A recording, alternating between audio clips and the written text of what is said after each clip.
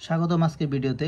আজকে আমরা জানবো পরীক্ষার হলে কীভাবে প্রিলিমিনারি প্রশ্ন বা বিসিএস প্রিলিমিনারি পরীক্ষার প্রশ্ন কীভাবে ম্যানেজমেন্ট করবেন সেটা আজকে জানবো আমরা। প্রথমে আমি প্রিলিমিনারি পরীক্ষা সম্বন্ধে বলে নিচ্ছি। আর প্রিলিমিনারি পরীক্ষা একটা এন্ট্রি লেভেল পরীক্ষা, এইটা দিয়ে বিসিএস শুরু হয় এবং আমার মনে হয় এটা সবচেয়ে কঠিন পরীক্ষা। আপনি অন্য যে কাউকে জিজ্ঞেস করবেন, সবচেয়ে কঠিন পরীক্ষা হলো প্রিলিমিনারি পরীক্ষা, কারণ এই পরীক্ষাগুলো আপনাকে জাস্ট বাছাই করার একটা প্রক্রিয়া। আপনারা জানেন প্রায় 4 লাখ বা 3.5 লাখ থেকে 4 লাখ মানুষ প্রিলিমিনারি পরীক্ষায় অংশগ্রহণ করে এবং 10 থেকে 15,000 সর্বোচ্চ 20,000 মানুষ হয়তো রিটেনের জন্য সিলেক্ট হয়।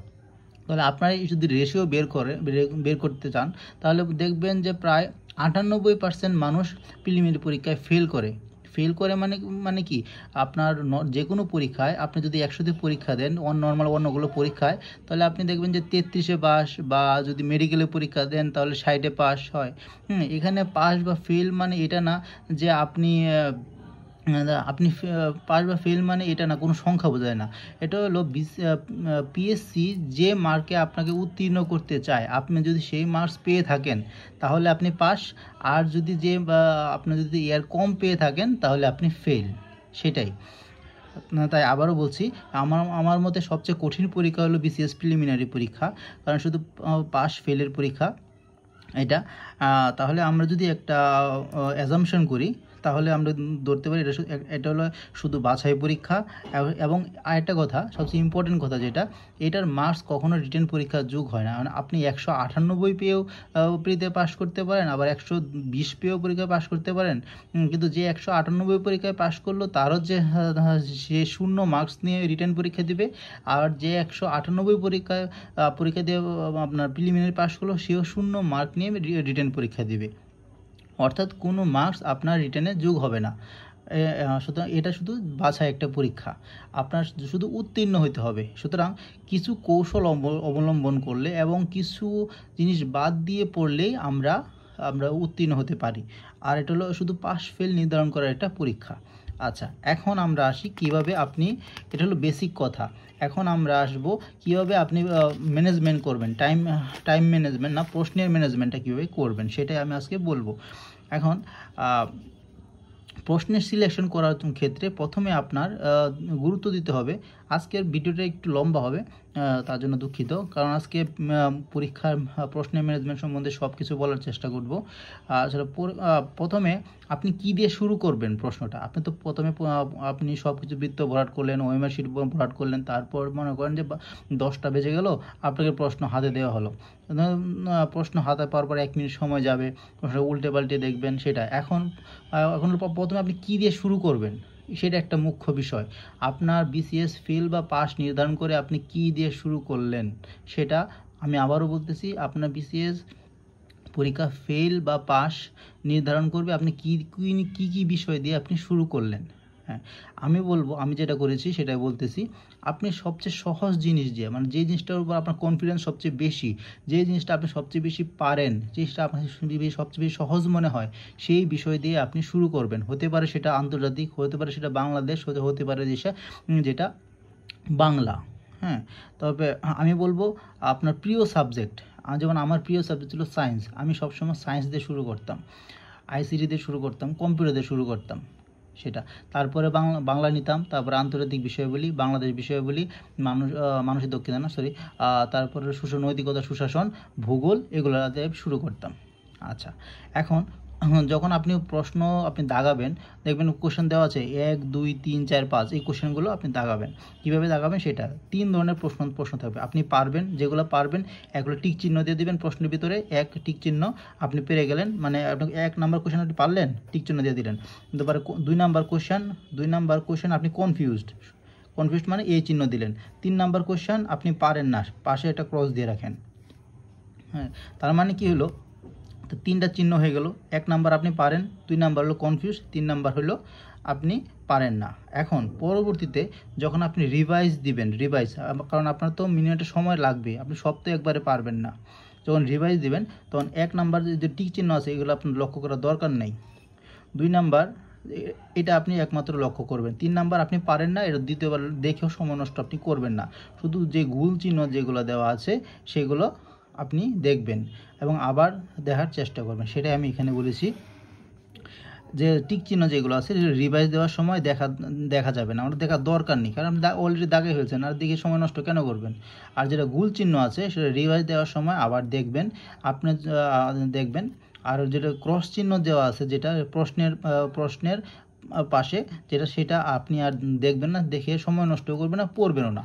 কারণ একটা জিনিস পড়লে, মনোযোগ দিলে পড়লেও আপনার প্রায় 60 সেকেন্ড চলে যাবে। সুতরাং 60 সেকেন্ড কেন নষ্ট করবেন? এই 60 সেকেন্ড যদি আপনি এইখানে এই চিহ্নতে বেশি সময়টা বেশি দেন, তাহলে সেটা আপনার সাকসেসফুল বেশি হবে।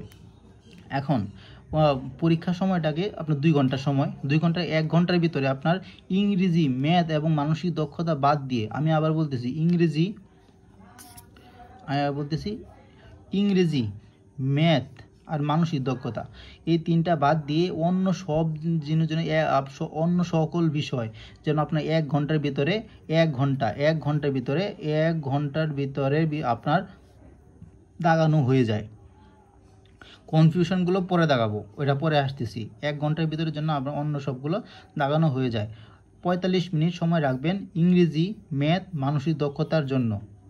45 মিনিট সময়, আবার বলতেছি 45 মিনিট সময় রাখবেন ইংরেজি, ম্যাথ, মানসিক দক্ষতার জন্য। প্রথম 1 ঘন্টা আপনি এগুলো দাগাবেন, প্রথম 1 ঘন্টা অন্য সব বিষয় দাগাবেন এগুলো বাদ দিয়ে। আর পরের 45 মিনিট দাগাবেন ইংরেজি, ম্যাথ, মানসিক দক্ষতা অবশ্যই দাগাবেন।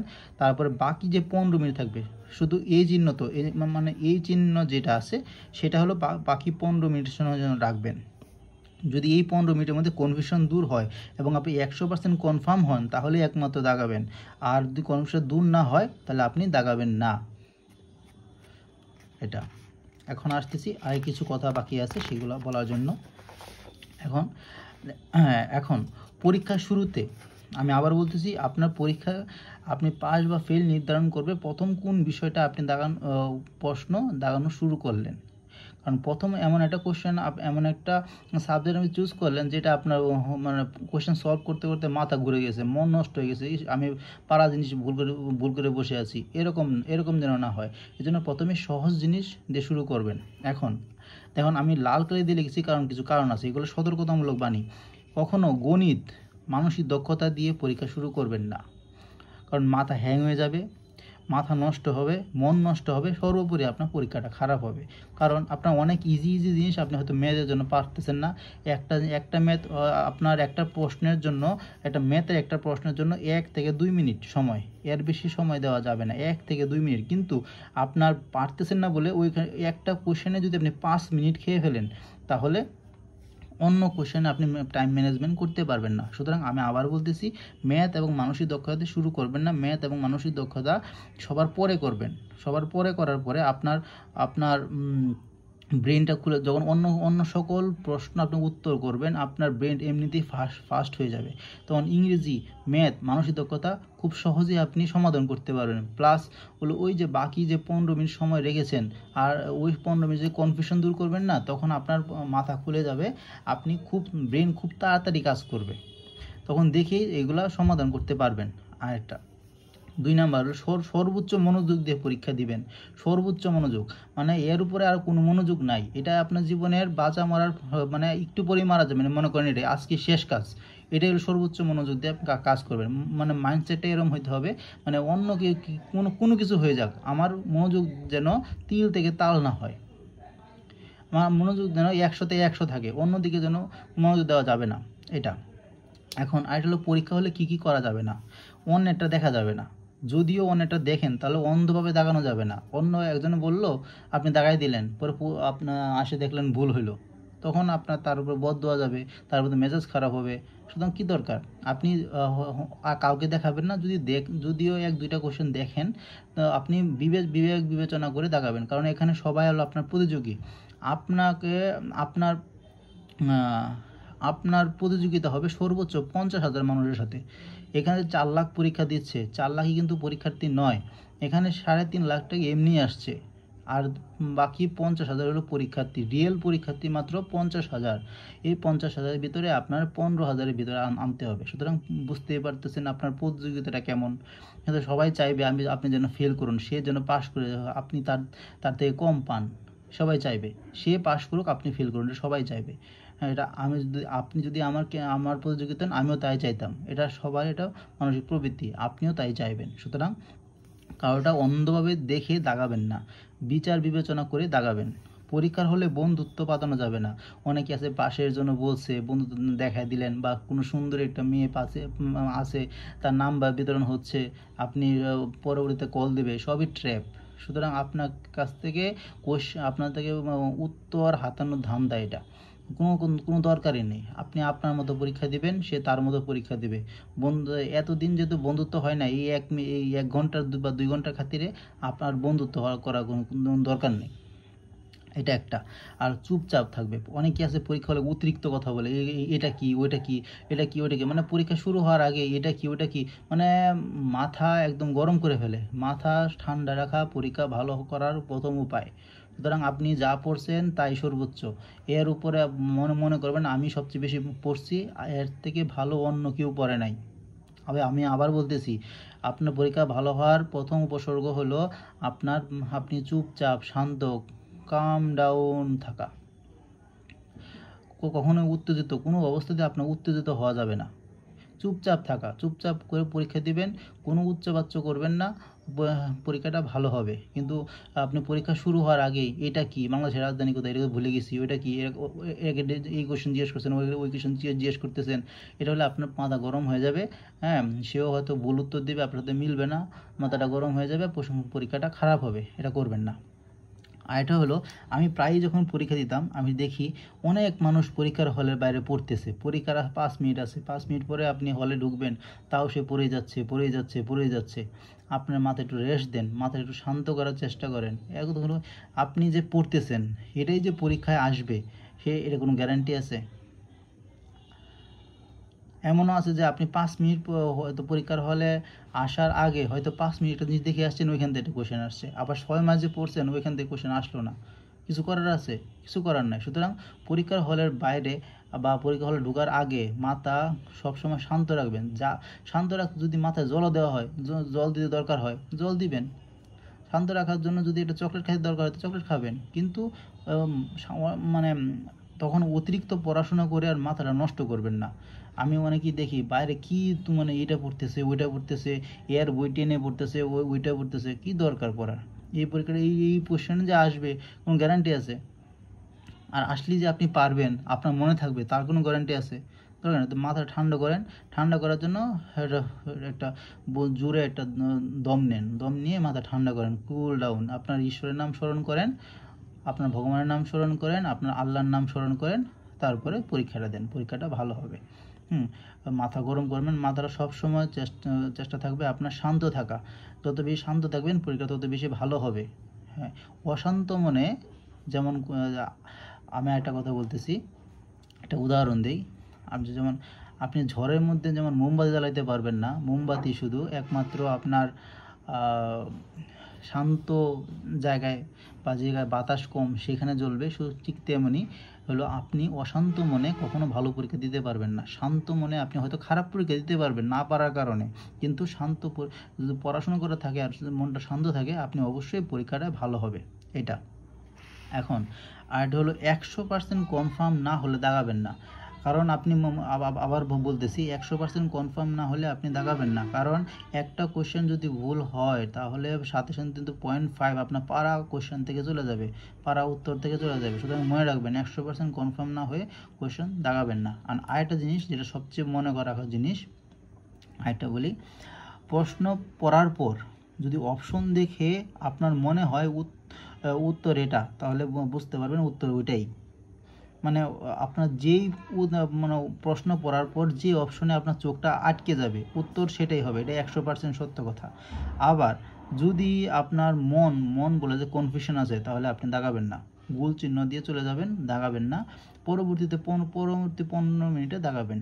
এটা একটা। এই জন্যই বলি, প্রিলিতে টিকার প্রস্তুতি হলো পড়ার আর পড়া। কারণ যত বেশি পড়বেন, যত বেশি পড়বেন তত বেশি আপনার চোখে ওই জিনিসটা ছেপে থাকবে।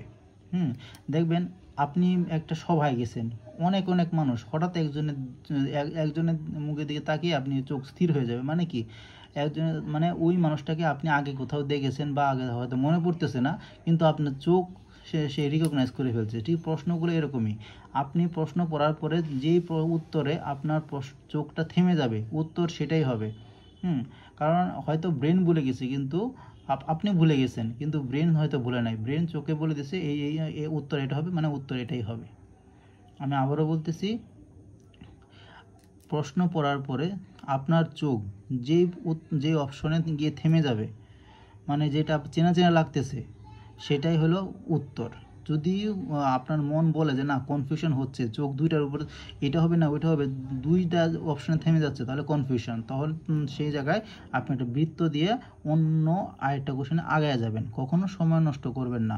আমি আবার বলতেছি, কখনো সময় নষ্ট করবেন না। একটা কোশ্চেন পারেন না, কখনো সময় নষ্ট করবেন না, পরবর্তী কোশ্চেনে যান। এটা আর হলো কৌশল অনুসরণ করা। এতক্ষণ যা বললাম সবই হলো কৌশল, সেই কৌশলগুলো আপনার অনুসরণ করেন। এই ভিডিওটাকে যদি আপনার বুঝতে অসুবিধা হয়, বারবার দেখেন, কিন্তু আমি যেগুলো বললাম সেগুলো হয়তো লিখে রাখেন, তারপরও আপনার এই কৌশলটা অনুসরণ করেন, আপনার ভালো হবে। আর একটা অনেক জিনিস আসলে বলতে বলতে ভুলে যায়, এই জন্য বারবার ভিডিও তৈরি করতে হয়।